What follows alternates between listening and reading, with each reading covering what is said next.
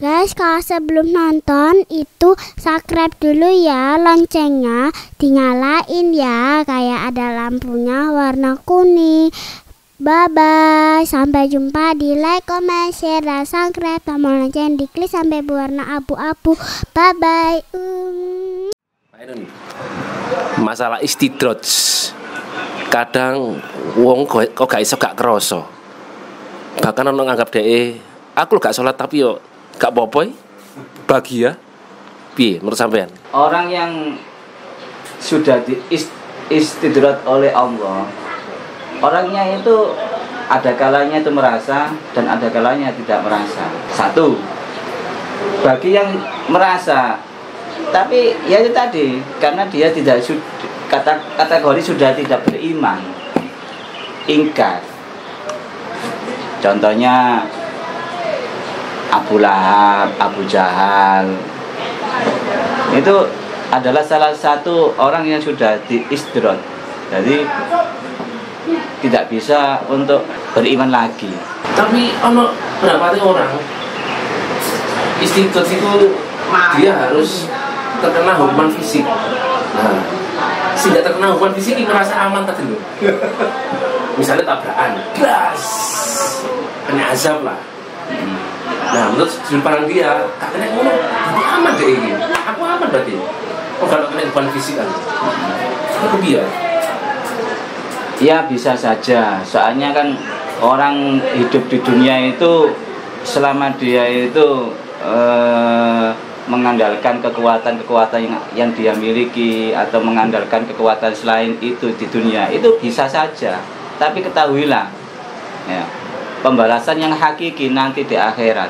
Jadi orang-orang yang sudah diistidrat oleh Allah itu sebenarnya itu dirinya itu sudah merasakan, tapi hatinya sudah ketutup akan keimanan, mengakui adanya Allah Subhanahu wa taala itu dia sudah ingkar. Nah, terus piye nek mau beriman kasadar-kasadaran itu istidroj. Ya, selama dia gak sadar-sadar. Selama dia tidak menyadari akan dirinya sebagai hamba dan mengakui bahwasanya Allah itu adalah Tuhannya, ya selama itu dia tidak akan bisa, istilahnya itu ya, tidak akan bisa menikmati kehidupan di dunia. Aku aman. Iya, aman. Aman fisik ya. Aman menurut dia, kan gitu. Aman menurut dia karena dia mungkin mengandalkan atau apa ya, istilahnya itu jiwa raganya sudah digadaikan di dunia. Jiwa raganya itu sudah digadaikan di dunia. Dia keluar butuh pengawalan, butuh pengamanan yang sifatnya duniawi. Karena dia kebanyakan orang istidrat itu kebanyakan itu nyaman toh? Nyaman karena ya itu tadi dunianya dapat gini, karena dia merasa dunianya dapat, tapi dia jauh dari keimanan, jauh dari pandangan-pandangan ajaran syariat Islam. Tapi ada orang ya tahu laki sadar nek wis dikai azab. Itu piye menurutnya? Ono pangemisan sebelum azab kan tegurannya. Ya. Pakai sadar. Ini perlu diketahui oleh kita semua. Allah itu Maha Pengampun. Bagi siapa saja di akhir hayatnya, dia tobat sungguh-sungguh, tidak mempermainkan atas tobatnya itu. Karena Allah itu Maha Pengampun, pasti akan diampuni oleh Allah. Ya kembali kepada individu seseorang, dia itu tobat sungguhan atau tidak. Pertanyaan terakhir Pak Inun. Ya. Iki sih ya teko non muslim sih. bukan teko wong Islam. Wong Islam mungkin paham ya. Dan non muslim kan dia melihat la ikraha fiddin ya, tidak ada paksaan ya. Iya. Masuk Islam. Tapi kenapa Allah menciptakan suatu kondisi untuk menyebut dirinya? Bukankah itu suatu paksaan? Agama Islam itu mengajak manusia itu untuk menyembah kepada Allah Subhanahu wa taala. setiap manusia itu mempunyai kewajiban untuk mencari Tuhannya dan mengimani akan adanya Allah Subhanahu wa Ta'ala. Di Islam diajarkan bagi pemeluknya memang tidak ada paksaan. Iya. Tidak ada paksaan. Itu hak pribadi manusia. Tapi ketahuilah, bagi orang-orang yang beriman di dunia, nanti di akhirat dia akan memetik buahnya dan akan dimasukkan surga. Sebaliknya bagi orang-orang yang ingkar, tidak beriman, orang ini di dunianya mungkin merasa enak, nyaman, tapi ketahuilah nanti di akhirat dia akan dimasukkan neraka. Ini adalah sudah janji Allah Subhanahu wa Ta'ala. Bagi orang Islam yang mungkin sering maksiat atau sering berbuat dosa, ya mungkin di neraka mungkin hanya 1 hari 2 hari mendapatkan siksa, nanti akan dimasukkan surga. Mungkin banyak teman-teman kok digawe ini, berarti ini kalau menyuruh kita untuk nyebut namanya dikala kita sulit loh, mesti digawe ngono. Sementara kan dia melihat tidak ada paksaan masuk ke tadi. Apakah yang terjadi dengan muslim itu kehendak Allah juga supaya dia masuk Islam? Menurut Anda? Apa yang terjadi di dunia ini semuanya adalah hak Allah Subhanahu wa Ta'ala, adalah kehendak Allah Subhanahu wa Ta'ala. Manusia hanya bisa berupaya, hanya bisa berusaha. Bagi manusia yang sudah mendapatkan hidayah, ini harus kita pupuk, harus kita bina, harus kita bimbing. Supaya apa? Supaya dia menjadi seorang mukmin, orang yang beriman, yang meyakini adanya Allah Subhanahu wa Ta'ala. Jadi di dalam beragama itu memang di Islam sendiri, di Al-Qur'annya sudah dijelaskan, la ikraha fiddin, tidak ada paksaan untuk memeluk agama. Tapi ketahuilah, di Al-Qur'an sudah dijelaskan akan kebesaran Allah. Contoh, alam semesta ini itu wujud, ada. Adanya alam semesta ini adalah sebagai bukti adanya Allah Subhanahu wa Ta'ala, zat yang wajib kita sembah. Alam semesta ini adalah sebagai bukti akan wujudnya Allah Subhanahu wa Ta'ala. Makanya kita harus pandai-pandai bertafakur, berpikir akan kebesaran Allah. Tapi jangan sekali-sekali kita berpikir akan zatnya Allah. Kita tidak akan mampu. Kenapa? Karena keterbatasan panca indera manusia, keterbatasan dunia. Dunia ini kecil sekali. Yang besar adalah Allah Subhanahu wa Ta'ala. Iya, begitu. Tapi aku kadang ada pikiran dewi kadang selain lo iso loh. Selain aku saya mau yakin lah, kita ini akan jawaban satu kondisi. Kita harus nyebut. Itu salah satu benar tidak sombong, itu doa deh. Karena orang nggak doa juga sombong kan? Iya. Iya. Nah aneh, nek penulis jali malah mangkel. Iki malah seneng jerit terus. Coba itu ya. Wis dimulai. Bahkan masih ngomong tuh. Nek sing Afrika jalo, Asia jalo, Eropa jalo, Gusti lo gak bingung narik jantung. Jawab di mana itu? Begini, terkait adanya manusia yang sering berdoa, sering meminta, itu ketahuilah, ketika hamba itu meminta kepada Allah dan Allah memberikan permintaannya, memenuhi keinginannya, ketahuilah Allah itu Maha Pengasih lagi Maha Penyayang. Dan begitu pula sebaliknya, ada seorang hamba manusia berdoa meminta kekayaan, meminta kesenangan yang ada di dunia, ya, kok tidak diberi atau tidak dikabulkan, ketahuilah Allah itu adalah Tuhan yang tidak bisa dipaksa. Kita harus bangga mempunyai Tuhan ya, yang tidak bisa dipaksa dengan doa-doa hambanya. Kita harus bersyukur mempunyai Tuhan yang tidak bisa diatur oleh hambanya. Tapi aneh wong kafir langsung DGI ya. Ya tidak begitu juga, tidak sebegitu juga. Karena apa?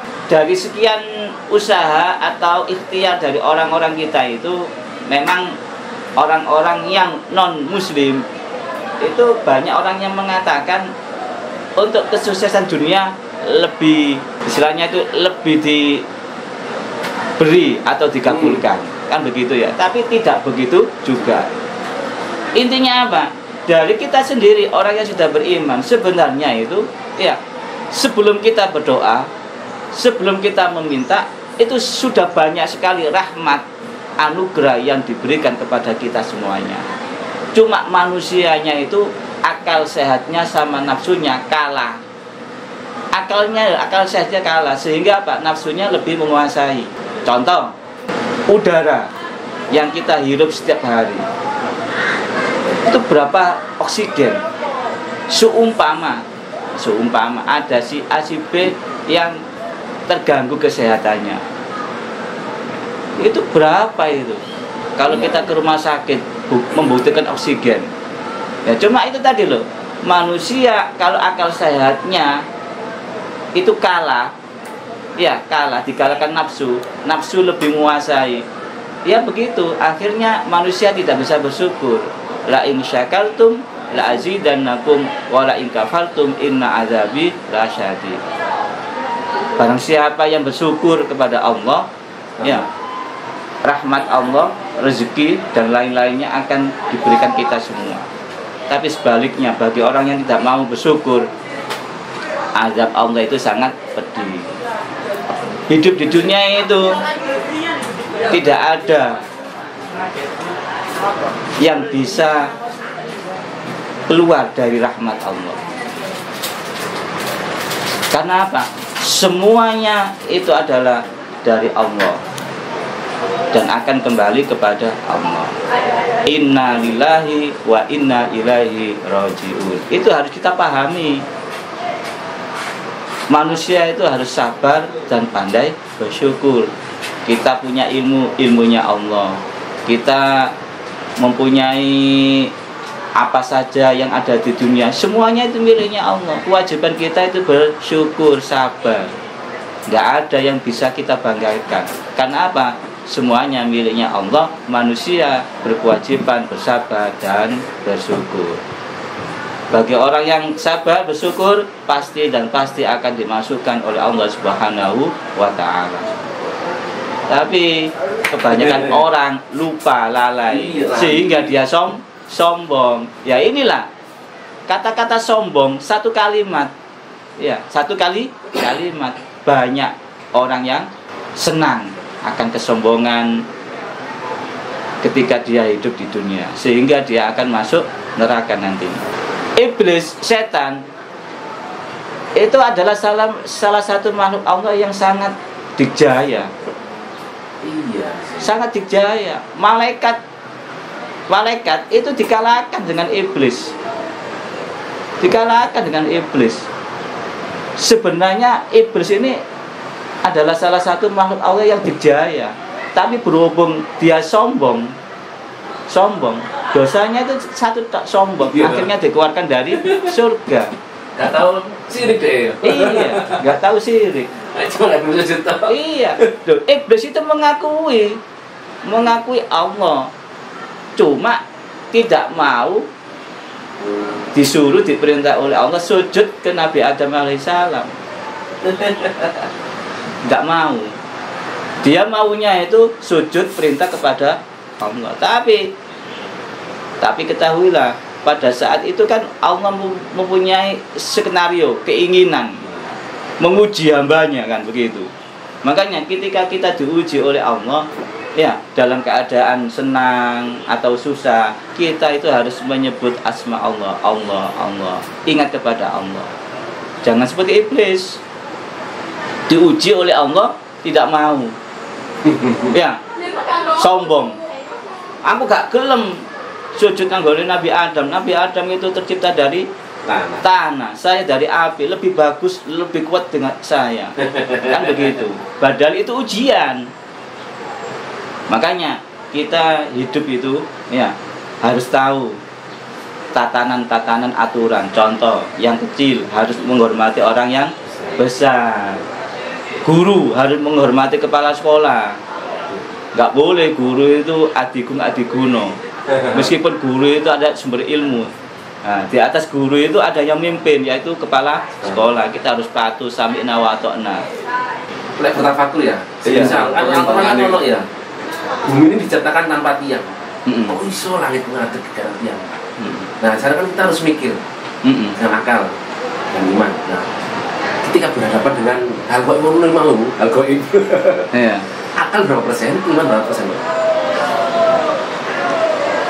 Makanya terkait dengan akal, pikiran dan nafsu, ya, terkait dengan akal, pikiran dan nafsu. Ini ada salah satu makhluk Allah, ya, yang sangat mulia, yang sangat yang sangat sempurna, itu dimiliki oleh manusia. Beda dengan makhluk yang lain. Manusia itu kenapa salah satu makhluk Allah yang mulia? Karena mempunyai akal, pikiran dan hawa nafsu.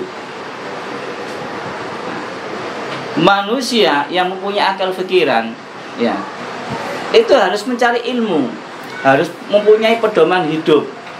Pedoman hidup orang Islam itu adalah Al-Quran.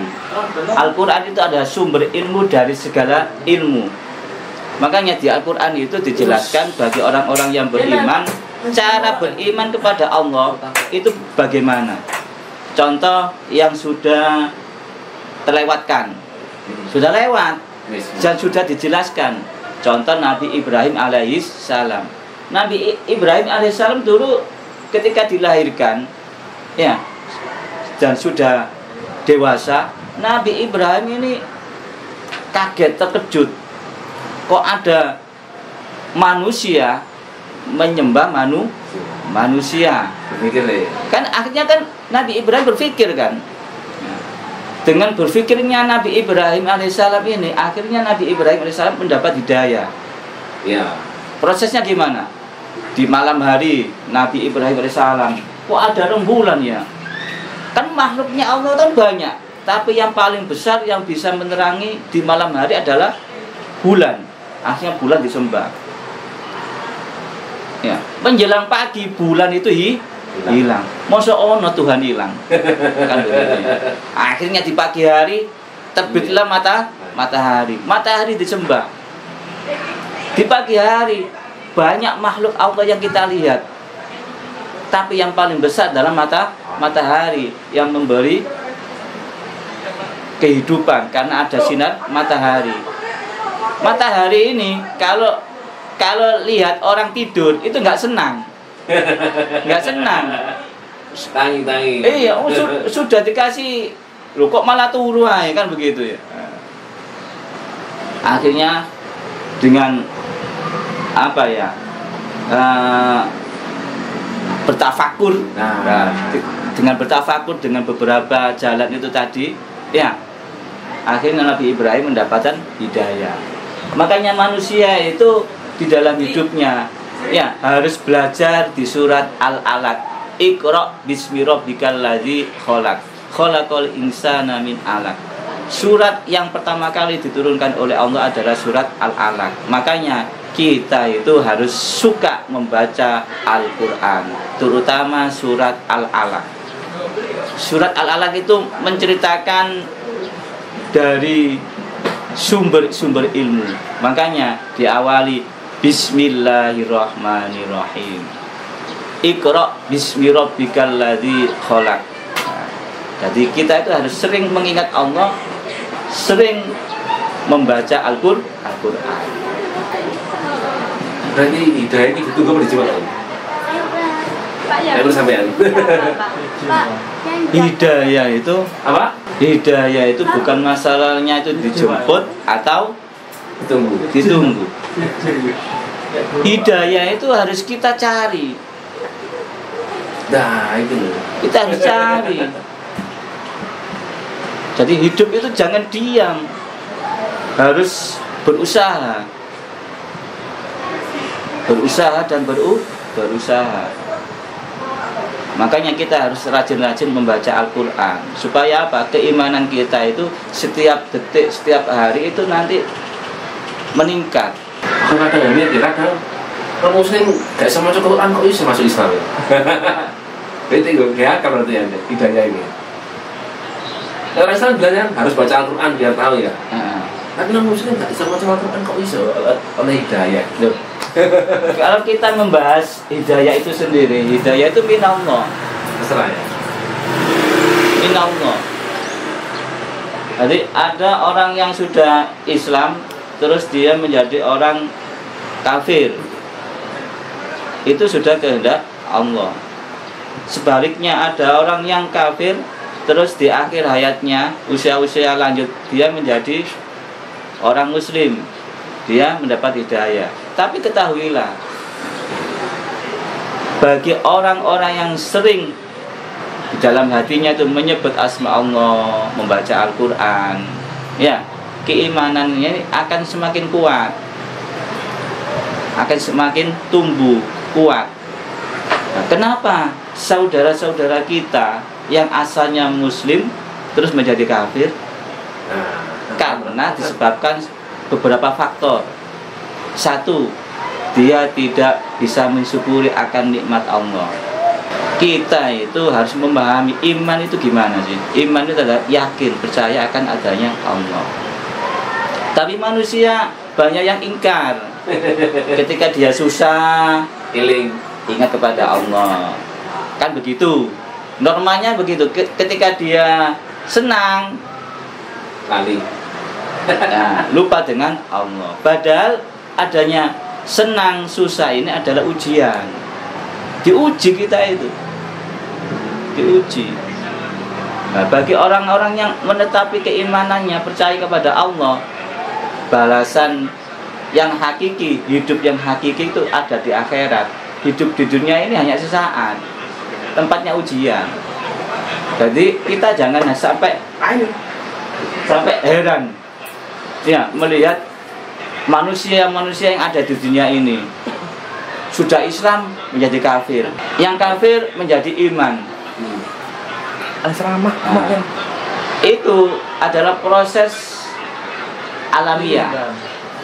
Karena apa? Manusia satu dengan yang lainnya ini kan mengalami proses ujiannya masing-masing. Iya. Iya, mengalami ujian masing-masing. Tapi kita yang sudah mendapatkan hidayah, kita harus pandai-pandai, ya, memupuk,